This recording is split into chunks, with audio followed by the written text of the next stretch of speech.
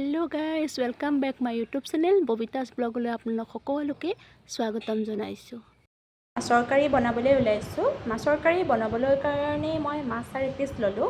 লগতে আৰু তাৰ লগতনো কি দিওঁ চাওঁ আহকচোন। সৰিয়হ অকণমান ল'লোঁ, পিঁয়াজ 2টা, জলকীয়া, কেঁচা জলকীয়া, খিচমিচ, কাজু, নহৰু, লগতে আলু 2টা লৈছোঁ। আলু 2টা কাটি লৈছোঁ। এই আলু 2টা প্ৰথমতে বইল কৰি লোৱা হ'ব। এই আলুখিনি মই বইল হ'বলৈ কাৰণে বহাই দিলোঁ। প্ৰথমতে মই মিক্সাৰ গ্ৰাইণ্ডাৰত বস্তুখিনি দি লওঁ। প্ৰথমতে পিঁয়াজ কেইটিকো দিছোঁ।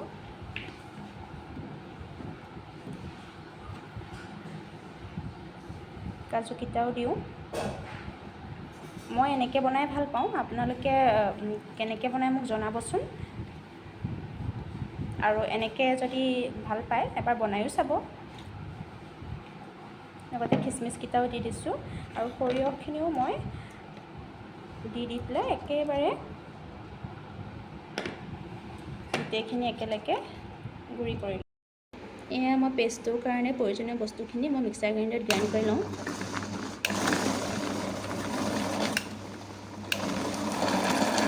পেষ্টটো বনাই ল'লোঁ। লগতে মাছ কেইটুকুৰা হালধি নিমখ সানি অকণ সময় থৈ দিছোঁ। তাৰপিছত বইল হোৱা আলু কেইটুকুৰ উলিয়াই ল'লোঁ। এতিয়া আপোনাৰ মাছ কেইটুকুৰ ফ্ৰাই কৰিম। প্ৰথমতে তেল দিলোঁ কেৰাহীত। এতিয়া মাছ কেইটুকুৰ দিম।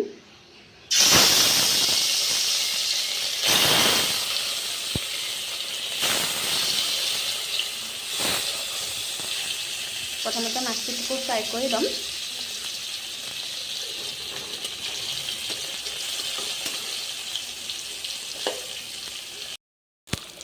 এয়া মাছ হৈ গ'ল ফ্ৰাই কৰি, এতিয়া নমাই দিম।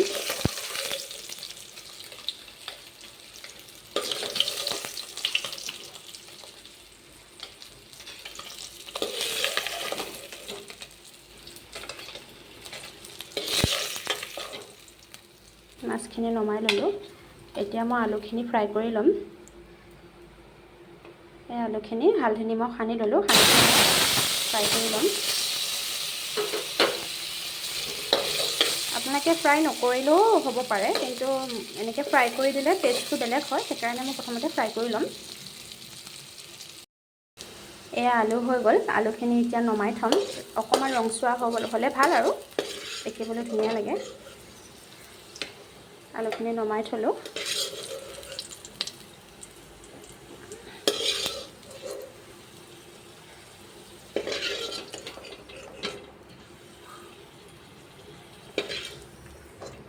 তাৰপিছত এতিয়া পাঁচফোৰণ কেইটামান দিম।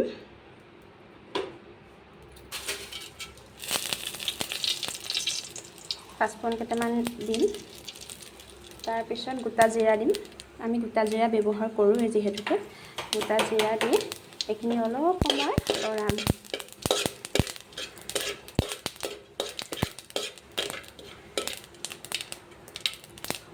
এতিয়া বনাই থোৱা পেষ্টখিনি, যিখিনি বনাই থৈছিলোঁ, সেই পেষ্টখিনি এতিয়া দি দিম।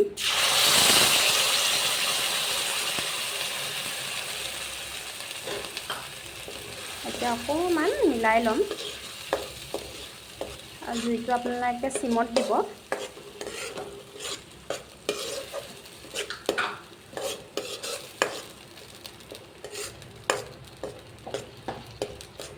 এতিয়া ইয়াত অকণমান হালধি দিম।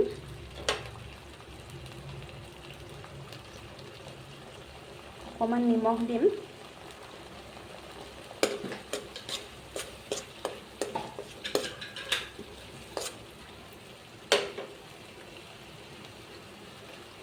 এতিয়া অকণমান সময় এইখিনি ভাজিম। এইখিনি এতিয়া অলপ ৰঙা হোৱালৈকে ভাজিম। অকণমান ৰঙা হ'ব লাগিব।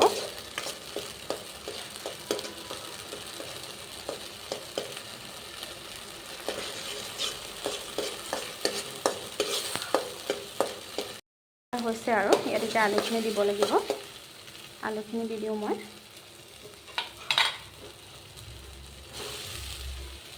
আলুখিনি দিয়া হ'ল। এতিয়া আলুখিনি দি পেলাই অকণ সময় লৰাব লাগিব আৰু জুইটো সদায় চিমত দিব, তেতিয়া ধৰি যোৱাৰ চান্সটো নাথাকে, নহ'লে পেষ্টটোৰ সৈতে কেৰাহীৰ তলত লাগি যাব। এতিয়া এইখিনি অকণমান সময়, অকণমান 1 ছেকেণ্ডমান ভাজি এতিয়া অলপ পানী দিয়া হ'ব। এতিয়া পানী অকণমান ঢালি দিব।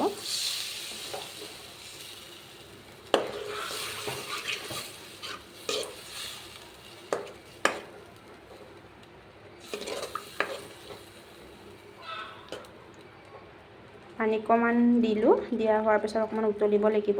অকণমান উতল অহাৰ লগে লগে মাছ কেইপিচ ঢালি দিয়া হ'ব আৰু এয়া উতল আহিছে আৰু এতিয়া লগতে মাছকেইটুকু দি দিম।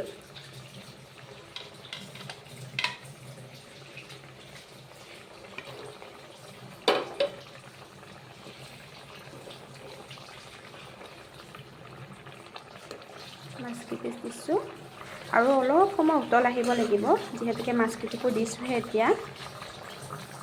আৰু অকণমান সময় উতল আহক, তাৰপিছত ৰেডি হৈ যাব। এয়া হ'ল। ইয়াত এতিয়া টেষ্টটো ধুনীয়া হ'বৰ কাৰণে মই মান ধনিয়া দুটামান ব্যৱহাৰ কৰিম।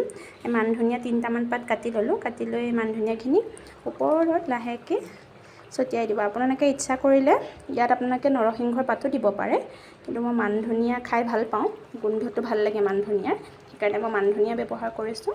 এতিয়া এয়া আমাৰ তৰকাৰী ৰেডি হৈ গ'ল। এয়া আমাৰ মাছৰ কাৰী ৰেডি হৈ গ'ল। আপোনালোকেও এনেকৈ বনাই চাবচোন, বনাই পেলাই খাই কেনেকুৱা পায় সেইটোও জনাব। লগতে মোৰ ভিডিঅ'টো চাই কেনেকুৱা পালে সেইটোও কমেণ্ট কৰি জনাব। আৰু মোৰ চেনেলটো ছাবস্ক্ৰাইব কৰিবলৈ নাপাহৰিব। ধন্যবাদ। আজিলৈ আহিছোঁ।